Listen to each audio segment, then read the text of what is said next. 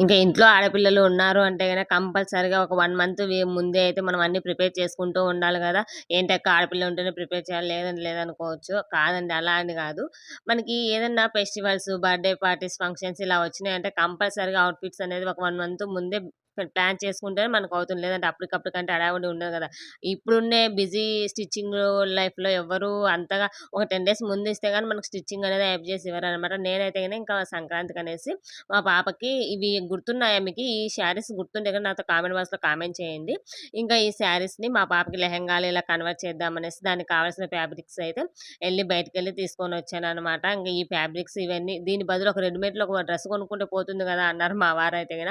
But కుట్టించిన దానికి రెడీమేడ్‌లో తీసుకునే దానికి చాలా తేడా ఉంటుంది గదా! సో, ఎంతైనా కుట్టించినటి మన కస్టమైజ్ చేసాం కాబట్టి చాలా బావుంటుంది. అవుట్‌ఫిట్ కూడా చాలా బావుంటుంది గదా! చూడడానికి కూడా ముద్దుగా ఉంటారు పిల్లలు వేసుకోవడానికి. సో, ఇవి స్టిచ్చింగ్ అయిపోయిన తర్వాత మళ్ళీ మీతో షేర్ చేసుకుంటాను. ఎలా స్టిచ్ చేశాను ఏంటి అనేది కాస్త డిఫరెంట్‌గానే చేపిచ్చాను ఈసారైతే గిన.